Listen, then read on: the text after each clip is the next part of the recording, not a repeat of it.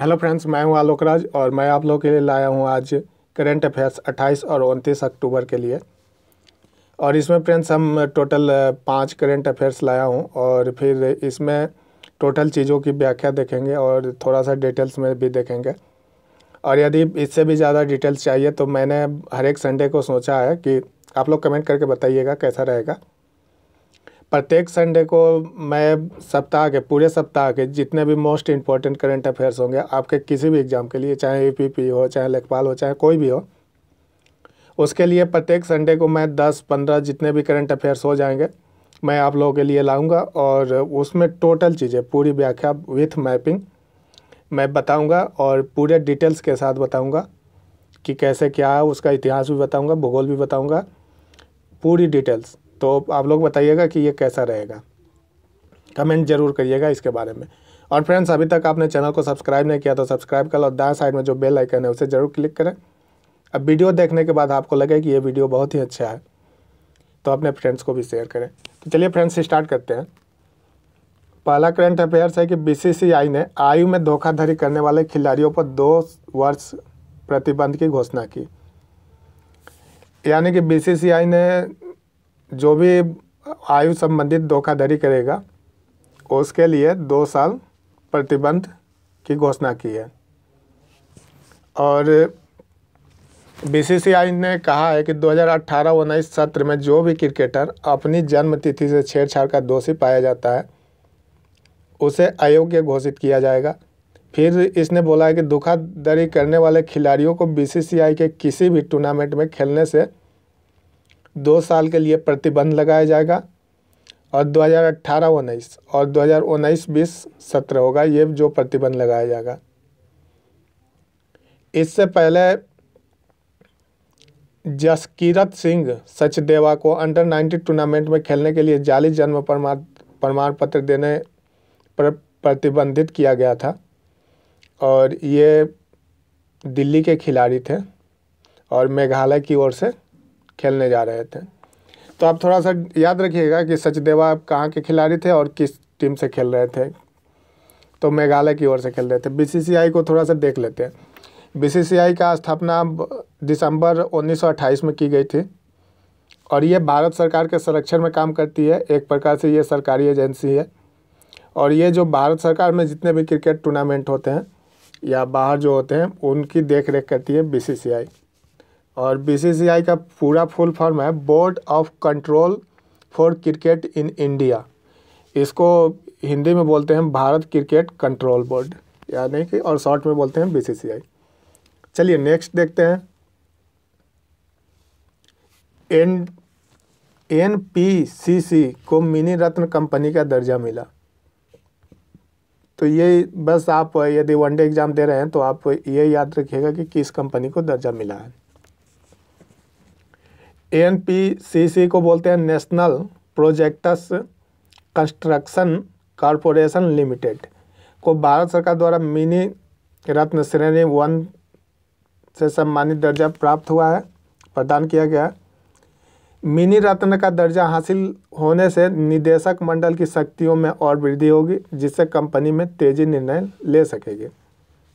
याद रखिएगा फ्रेंड्स। और प्रत्येक संडे को मैं पूरी व्याख्या के साथ पोस्ट करूंगा 8 से 10 के बीच में, तो आप देखना ना भूलें और उसके लिए चैनल को सब्सक्राइब कर लें और दाएं साइड में जो बेल आइकन है उसे जरूर क्लिक कर लें।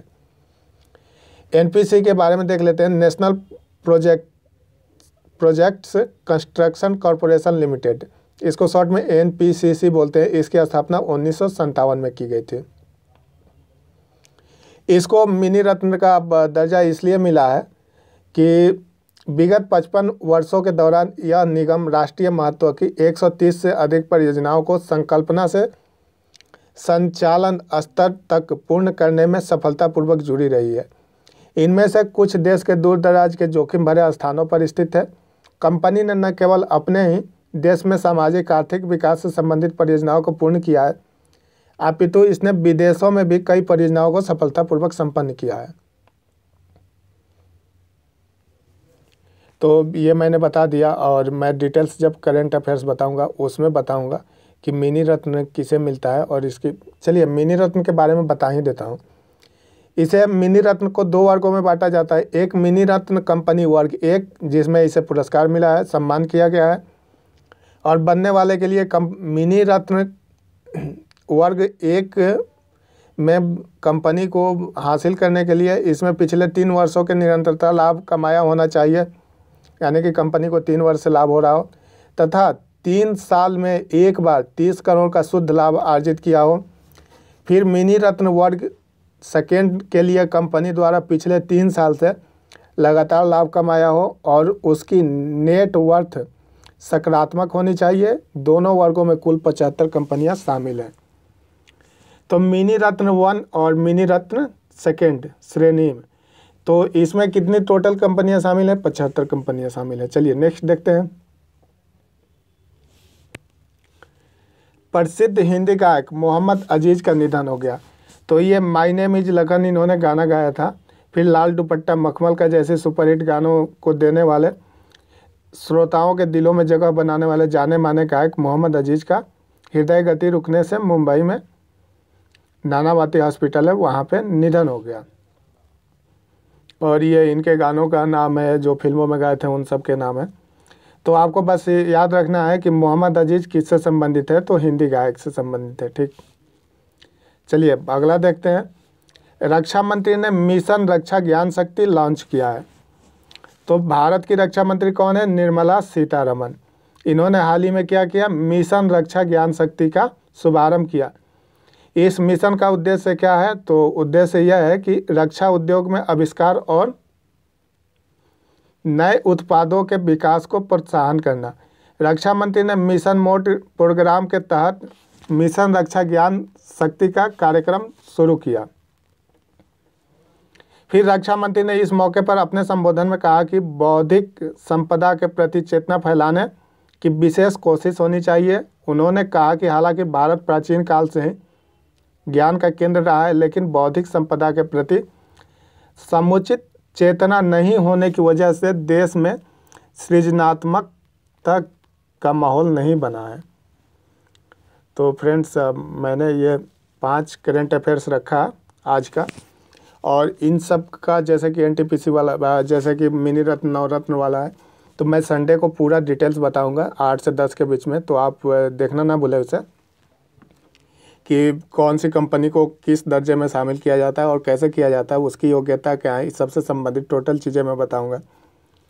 तो फ्रेंड्स याद रखिएगा, संडे को 8 से 10 के बीच में पोस्ट किया जाएगा। तो आप चैनल को सब्सक्राइब कर लो और दाएं साइड में जो बेल आइकन है उसे क्लिक करना ना भूलें। और फ्रेंड्स, किसी प्रकार की दिक्कत हो तो कमेंट करके ज़रूर बताएं कि सर यहाँ पे दिक्कत हो रही है। मैं तुरंत उसको कमेंट को रिकमेंट करके वहाँ पे क्लियर कर दूँगा।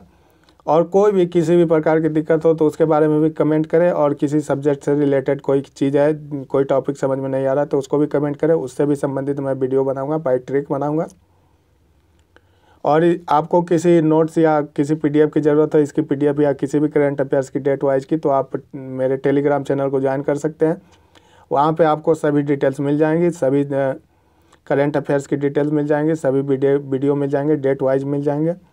तो आप उसे भी देखना ना भूलें। तो चलिए फ्रेंड्स, कमेंट करना ना भूलेंगे और फ्रेंड्स को शेयर करना ना भूलेंगे।